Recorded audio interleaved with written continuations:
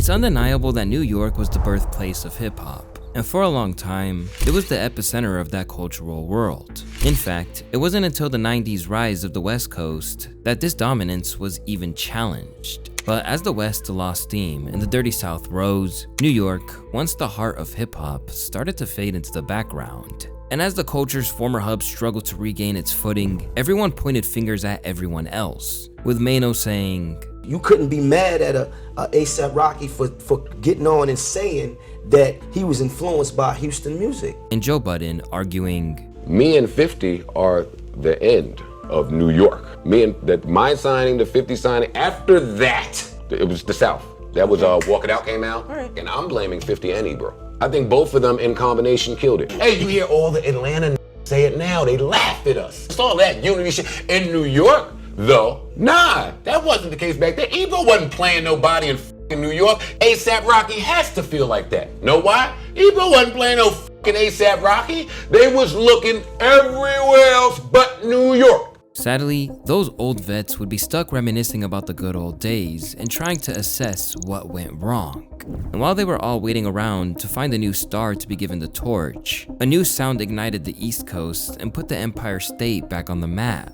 The music was New York drill, and for a long time, it seemed primed to take over the world. But as engaging as the music was, it came with a whole lot of baggage that threatened to derail it all at a moment's notice. Drill rap, the latest evolution in hip-hop's 50-year history in New York City, but it's often been linked to violence. And just yesterday, a popular drill rapper known as Chef G was one of 32 gang members charged in a string of violence that left one person dead and dozen others injured. But some are trying to change the perception of drill rap. And unfortunately, the worst has happened. Because now, the momentum has all but withered away to nothing, due to a wide array of circumstances and tragic mishaps that either cut careers short, or sadly, even people's time on Earth. And it wouldn't be the last time New York drill saw its brightest stars cut down before they could shine. Across the course of its history, this drill scene has been unfortunately defined by promising artists not being able to make the most of their hype through adverse circumstances. And unfortunately, this goes all the way back to the man who first brought the subgenre to commercial prominence. It doesn't set New York back. We still created hip hop. We still have Sedgwick. We're in Bobby Shmurda. Bobby Shmurda be home soon. Back in 2014, when Hot first dropped, Bobby Shmurda became a global phenomenon. The track earned him a major deal with Epic Records, and at the time, it looked like he had unlimited potential. But that momentum was cut short when a RICO case sent not only Bobby, but his entire GS9 crew to prison. Even then, he built goodwill after taking a plea deal that gave him more time behind bars, so Rowdy Rebel could come home earlier. When he finally came out the penitentiary, Bobby's street credibility made his streams skyrocket by more than 624%. Yet instead of building on that hype, his comeback fell flat. Allegations, weak records, and underwhelming performances dragged his name down to the point where he couldn't even sell out small venues and had to cancel his entire tour. Now, with his career nearing wreckage, Bobby has turned to blaming everyone but himself. We got a mini tour coming up. I'll be releasing soon. I want y'all to get ready for that. And I also want to apologize to all the blogs. You know what I'm saying? I don't know if I shot somebody's sister when I was growing up. I don't know if I shot somebody's brother.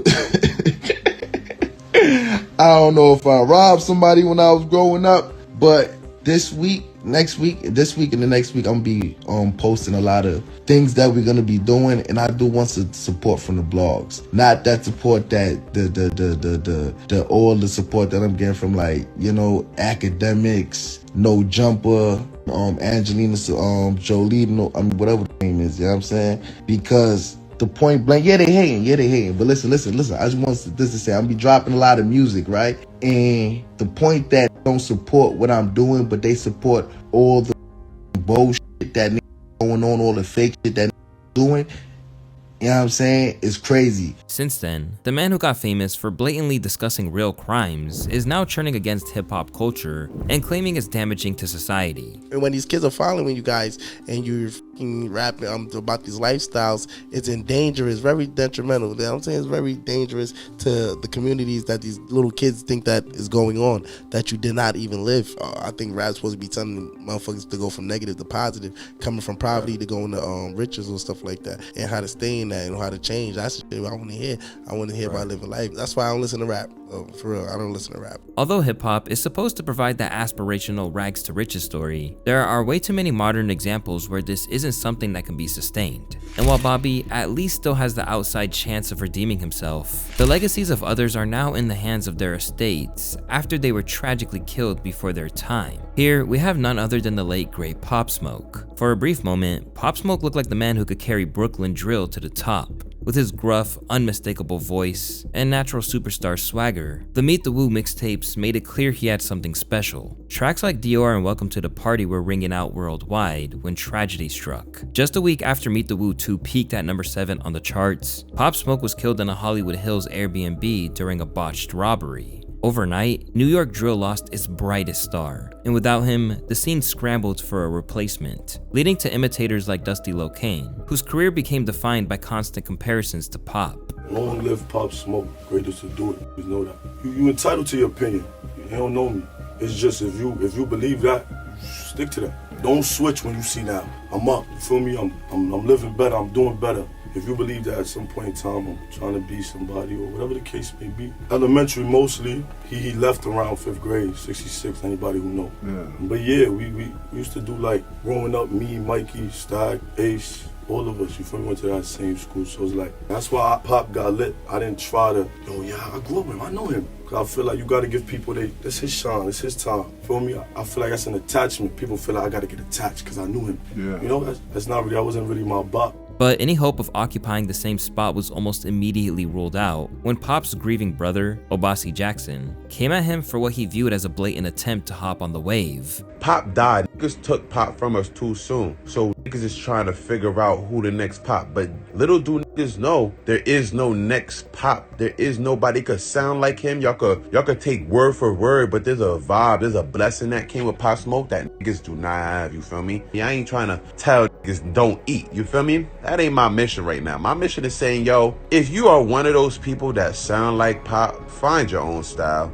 Because it will come to a point where it will have to end. Don't you understand? My thing is just that, yo, bro, I'm not sitting here trying to hear knockoffs. You feel me? Like, we want to hear the real deals. But if you're trying to copy Pop Smoke, there's no benefit to that. And initially, it seemed like the man to fill the hole left by Pop was Pop himself. Courtesy of the shady businesses of posthumously released records, he would secure a #1 album with Shoot for the Stars, Aim for the Moon. Initially, this project was met with a lot of enthusiasm and felt like a fitting encapsulation of everything the young artist was about, particularly because it was put together by people who truly cared, such as 50 Cent. The parties involved that aren't necessarily doing it for the same reasons I'm doing it, being invested in financially. Yeah, you ain't taking no bread from this. Yeah, I don't care.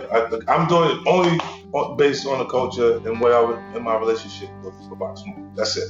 You see what I'm saying? So if you go, I wouldn't be working with these people. You see what I'm saying? So I don't have to develop the relationship to do something that I would like to do for Pop Smoke. As soon as I know that the record is positioning itself as #1, I feel like I did enough. But while Pop's first posthumous album was praised, the follow-up Faith was almost universally panned, seen as a corporate cash-in. Pop's manager Steven Victor caught backlash, and even Pusha T was denounced for promoting his own album on what was supposed to be Pop's project. Rowdy Rebel, calling out the label directly, wrote, "Shaking my head, I don't understand why my boy is not on this track. You know these industry dudes is straight suckers." Pop's close friend and producer Mike D was also blindsided, admitting, "I had no involvement in my dog's album. Didn't even know an album was dropping until it got broadcasted on the internet." With no more unreleased music left in the vault, Pop's catalog ended on a sour note, and today, his name is more likely to appear in controversy, like when Adam 22 gave a platform to Pop's killers. One of them, Blockstar, even explained why the trigger was pulled, saying it was simply because things were getting out of hand. No one was intending to get hurt that night.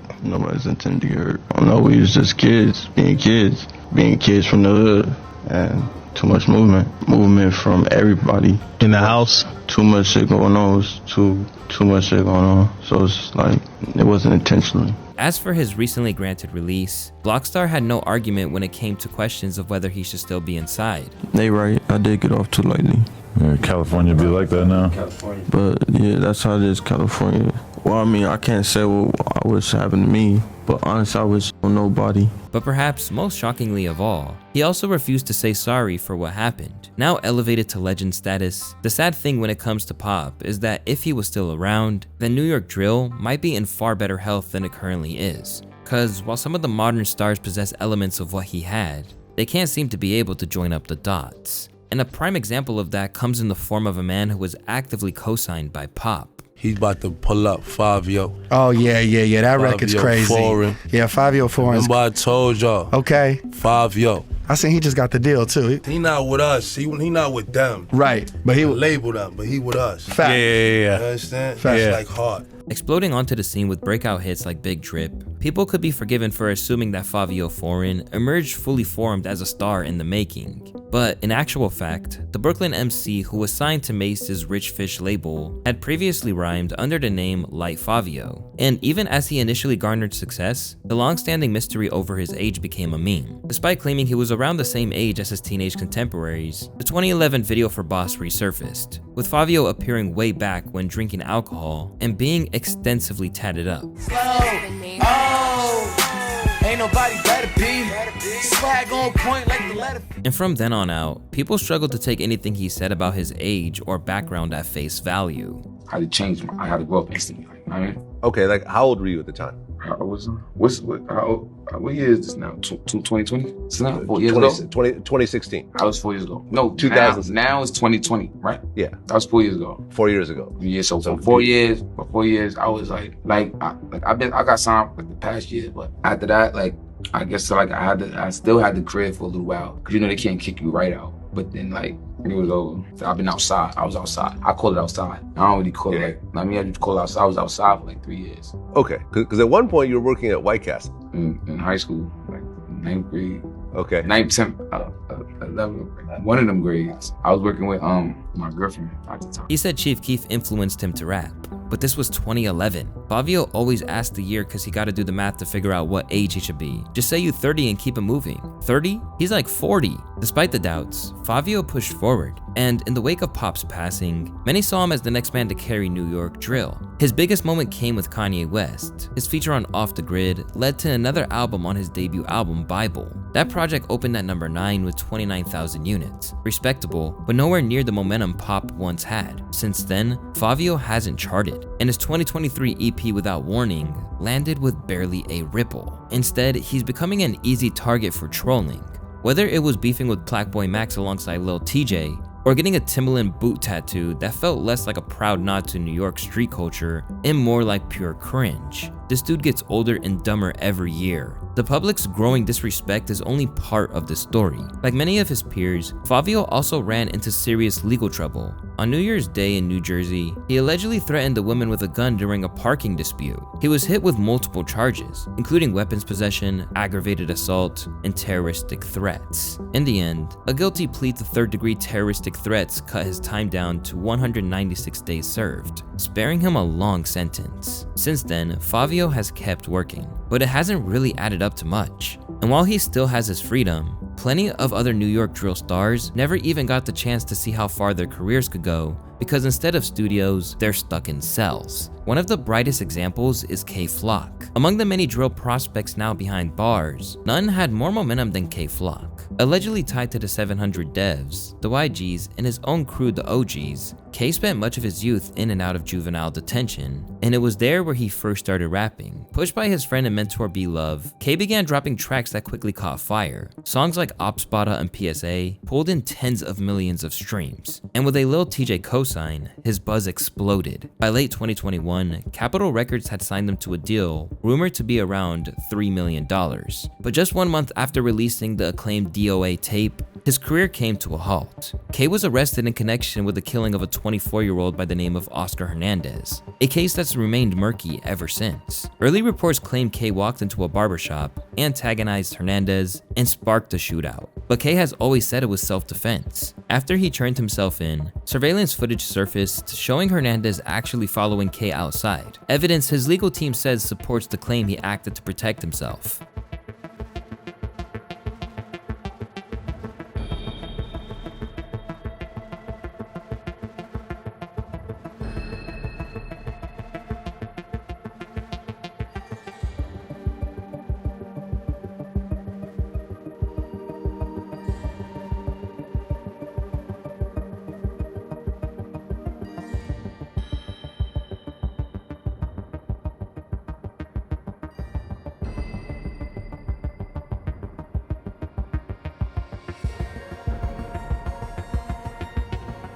And no matter how much time passed, his lawyer has never wavered in the argument either. Apparently about Kevin. Okay. So without saying too much, you're arguing obviously self-defense. That's the crux. That could be one of the arguments, self-defense. And I would say to the public, somebody's walking up to you with a loaded, it's pretty clear he's going to use it, with a criminal record a mile long. Do you want to get or do you not want to? Oh, absolutely. I wouldn't hesitate. For a long time, the future looked grim for him, with academics claiming in February 2023 that the feds just unsealed an indictment on K Flock for a RICO charge and murder. The mandatory minimum if he doesn't beat those charges or snitch is life in prison. He is still facing state charges of murder that have him locked up. Now facing a long list of charges, K Flock's trial began in May, and the fate of his co-defendants offered a grim preview of what could come his way. Most of those alongside him took plea deals to avoid life sentences or worse. Zay Muna and Nick B were handed 15 and 12 years, while Eroy received 138 months, over 11 years, for pleading guilty to attempted murder and racketeering. Even with all that, K has stayed optimistic, insisting that he'll be free soon. Hey yo, I'll be back real soon. Shout out to my fans and my supporters, man. I love all y'all, man. For all of you out there, violence, man. For me, and do what y'all supposed to do, man. For me, get through life correctly, man. Rather than being silent, Flock has remained active online from behind bars. Recently, he blew the whistle on the Essex County Correctional Facility where he's being held, claiming that they are currently giving out molded food, which was causing inmates to throw up blood and feel weak. Then he discussed his predicament, declaring that the feds hit me with a RICO and labeled me a chief. But despite his protests and all the debate around the case, K Flock was found guilty and is now looking at up to 20 years in the pen. With that, another budding career was extinguished before I got the chance to get off the ground. But sometimes, an artist has already made tracks towards genuine stardom, only for their long-standing ties to the streets to come back and ruin it all. Sadly, this is where the story of Casanova lies, a famed MC who was once a Celeste of A$AP Rocky, Cass, who'd become synonymous with the untouchable gorilla Stone Nation Bloods, didn't actually join a gang till he was serving time in a juvenile detention center. I turned blood in jail, you know what I'm saying? Because I started fighting them so much that they was like, man, you down, man. Come on. All right, we hear you. You ain't even Crip, you blood. And again, you fight for your cookies. There was little stuff like that. That was the trials and tribulations, like the getting punched in the face at a young age. Like, oh my gosh. Like, you like. Even with moving out of the country, Casanova built momentum and eventually signed with Jay-Z's Rock Nation, determined to prove someone like him could make it. I'm not a GOAT, but I'm hope. He told Revolt in 2019, I'm a prime example of you could do it. A lot of rappers are silver spooned, or they're not who they say they are. They really didn't go through the mud. I'm proof that you can be incarcerated, come home, and change your life around. By then, he knew the streets weren't where he belonged anymore, and he needed to realign his priorities if he wanted the success he'd been chasing. If the people that signed me don't want me in their establishment, being tough ain't cool. Right. They don't want that. You know what I'm saying? And other labels might allow their artists to wild out and troll and do whatever they gotta do to get the artist lit. But Rock Nation ain't with that. They like, I'm happy I'm there because they kinda like babysitting me. You know what I'm saying? So I just, at the end of the day, I don't wanna be tough. Like, I don't want that. I don't want that stigma because you can't get no money. But as his star grew, it appears he didn't fully let go of his gang ties as he was indicted in 2020 alongside members of the notorious untouchable gorilla Stone Nation. In the RICO case, members of the crew were accused of everything from firearm possession to conspiracy to distribute narcotics. From the outset, Cass declared that he was innocent and that it was his status as a high-profile figure in hip-hop that led to these charges being unjustly leveled against him. As you already know, I'm fighting serious charges right now. But I'm innocent, that's one. Two, I've been fighting my whole life, so I'll get through this. But just understand how they can get you jammed up. You don't know nobody, you ain't got nothing to do with nothing, and they still get you jammed up. Rappers, we are a target. Just be careful out there, watch who you associate with, watch who people bring you around. And I'll see y'all soon, God willing. But after initially going on the run, Cass was subject to a nationwide manhunt. Then, in December of that year, he turned himself in. His wife Swaggy Jazzy actually documented his surrender on IG, with Cass promising that he would be home sooner than she thought. Once behind bars, Cass's lawyers put together a $2.5 million bond package, even offering 5 properties as collateral, but the judge denied it, citing him as a flight risk after his earlier attempt to outrun the law. Prosecutors then built their RICO case with everything from IG posts showing guns and marijuana to wiretap conversations with his gang leader. In the end, they had more than enough to throw the book at him. And the wild part is, Cass had openly talked about how situations like this usually play out. You go to the feds for fucking RICO, and they offer you 20 years and you're a millionaire. You're telling. Facing a possible life sentence, Cass was thrown into solitary for 4 months, isolated into a windowless cell to pressure him into cooperating. Eventually, he took a plea deal. While there's no evidence he snitched, Cass admitted to moving between 100 to 400 kilos of marijuana and playing a role in a 2020 Florida shooting, among other crimes. In a last attempt at leniency, he wrote to the judge, claiming he only leaned on gang ties to gain prominence in hip-hop, but it wasn't enough. He was handed 15 years, and turning his back on the crew would soon come back to haunt him. Not long after entering prison, Casanova was stabbed. These internal reports from correction officers say Senior was slashed with a weapon by another inmate, Ulysses Lugo, and then chased him down with the help of others. We spoke with one officer who responded to the scene. Inmate Lugo, you couldn't see his face because he was saturated in blood. You couldn't see it at the time because his whole face was saturated in blood and his whole uniform was saturated in blood.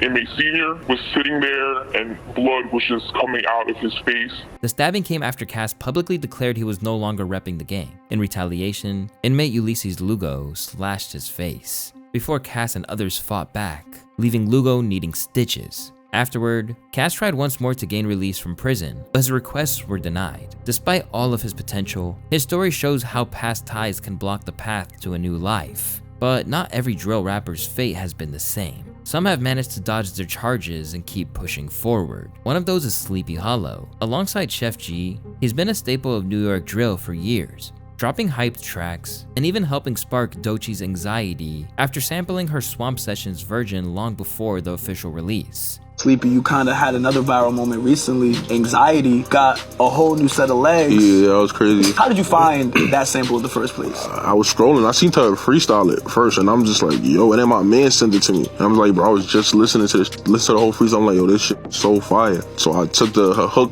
part, the anxiety part. I already had a song called Anxiety before, because that's like, I just loved speaking about that topic. That's how that came out. Sent it to John. He did the beat. We just went crazy. Now, yeah, shout out to Doechie too. Gangsta. Type, does it trip you out seeing how even she's blown up, and now that song, as of the recording of this interview, that original sample just charted number 10. Yeah, she did that. So I feel like it just be about the shit that people don't talk about. You know, anxiety is one of them things. So when somebody do speak about it, it's like fire, because mad people go through it. Yeah, shout out to her. And while his album sales haven't amounted to blockbuster numbers, he's consistently fared quite well in that arena. Or at least he did until 2024's Read This When You Wake Up, basically vanishing without a trace. Sleepy's latest project may not have produced a hit on the level of Two Sauce or Murder, She Wrote, but at least he isn't locked up. In 2023, he and longtime collaborator Chef G were swept up in a massive RICO case targeting gangs in Flatbush and Crown Heights. They were among 32 people named in a 140-count indictment that tied the group to 12 shootings and even a murder caught on camera. Sleepy was charged with conspiracy to commit murder and gun possession, but avoided jail after posting a hefty bail. Since then, he's kept dropping heat alongside Chef G, and above all, he remains as uncompromising as ever, with his unresolved case still hanging over his head. But where he's still able to forge ahead, his rhyming partner hasn't been so lucky. Although initially released on a huge cash bail, Chef G wound up pleading guilty to attempted murder, but ultimately received a little leniency because there was little evidence linking him to that specific crime. Counts of second-degree attempted murder and second-degree and fourth-degree conspiracy. The DA had asked for 20 years, but Brooklyn Supreme Court Justice Danny Chun gave Williams 5 years behind bars plus 5 years post-release supervision, explaining, quote, "I take into account consideration that you are not alleged with shooting anybody, not alleged to actually being the person who shot at or did commit the shooting, and that is very important in my opinion." Chef says he first joined a gang at the age of 12 and understands people might find that shocking, but in certain neighborhoods like his, you were assumed to be gang affiliated because of what street you grew up on. Now facing a 5-year bid, the trapper has been very candid about both his music career and upcoming sentencing in recent interviews. It's always going to be tough, you know what I'm saying? That's something very hard to prepare for, but it's like you build and you build and you put the right things in place and the right people in place, and you just hope for the best. Now on the brink of spending years behind bars, Chef recently saluted his girl as the time turning himself in gets closer. With Chef G and Casanova behind bars, many of drill's early innovators have been forced out of the spotlight. Others tried to step in. But for rappers like C Blue, the same traps of the streets came back to haunt them. Born Cameron Williams in the Bronx, C Blue wasn't always chasing rap. In high school, he played sports and even dreamed of being a biochemist. Music, he later admitted, was more about securing the bag than being a lifelong career. But after catching a gun charge at 14, he leaned harder into hip-hop. His breakout hit Ozone put him on the map, leading to collabs with K-Flocked and 26AR, and eventually a major deal with Interscope. That advance money would prove useful sooner than expected. One night, outside a Bronx bodega, cops confronted him. When he refused to take his hands out of his pockets, a scuffle broke out. Then, a gun went off, leading both C Blue and Officer Kasim Pennant shot in the leg. Blue was immediately arrested on assault and weapons charges. Afterwards, he told fans in a statement, "Believe nothing you read and half of what you see. My day ones know what it is. My label and loyal fans are standing by me through this." Although police accounts spread quickly in the media, C Blue would later explain what he says really happened that night. The real story is I was shot by the police. You feel me? A lot of people troll, say I shot myself. No, it's not what happened. The police shot me. Dad, I was walking to my vehicle, regular going in my car. I was approached, I stopped. I asked the officer, what's the issue? Why do you want to talk to me? Why am I being stopped? He didn't answer my questions. He just proceeded to put his hands on my body, and he ended up firing a weapon that ended up hitting me. I personally don't know. He went to grab and a shot got fired. I got hit in my leg and his partner got grazed. C Blue's team argued he was targeted because he was a drill rapper. After the incident, he was released on $250,000 bail, money reportedly coming from his Interscope advance. That move outraged critics who wanted to see him behind bars. NYPD Police Benevolent Association President Patrick Lynch declared, "The people of the Bronx won't be safe as long as he's on the bench." The individual chose to carry illegal guns twice. He chose to fight with and shoot a New York City police officer. There's no reason to believe he won't do the exact same thing when he's out on the street tonight. Though tried as an adult at first, the case shifted from Bronx Supreme Court to family court before eventually being dropped. Despite widespread belief that he had a gun, the judge ruled that the arresting officer's testimony was useless. It was inconsistent with the video. It was inconsistent with his fellow officer's testimony. It was self-serving. It had no value. Police unions blasted the decision, with Lynch calling it an absurd outcome that should outrage every New Yorker who wants to get illegal guns off our streets. Yet despite everything, Blue has remained surprisingly calm, saying he doesn't hold bitterness towards the cops. I don't have nothing against the police. I appreciate the things they do that are good, but I feel that they definitely do target drill artists a little bit more than the average guy because of the things we say in our music. But not everyone who says something lives by those codes and walks around doing those things. But music is art, so everyone is saying these things to reach a different audience. C Blue's issues with the NYP didn't end there. In September 22, while sitting in a Hyundai, cops spotted a handgun under the front passenger seat. After a tense standoff, he was then taken into custody and held on a $100,000 bond. His lawyer, Don Florian, insisted he was innocent. My client was outside a car. Police came with their guns out, circling around the block. There's plenty of surveillance footage. Police targeted my client, guns drawn. He was scared for his life. He took out his phone. His hands were up. At the time, Blue was reportedly just trying to call his mother. At the hearing, prosecutors even used his social media and music against him, despite it being artistic expression. Still, C-Blue has stayed focused on his craft, recently collaborating with KK Spin and LJGZ, and continuing to rap about the street life, even dissing dead ops and threatening rivals. But if history has shown anything, it's that blurring the line between rap and reality rarely ends well. For New York drill, it remains a dangerous cycle, one that too often leads to either a jail cell or a gravestone.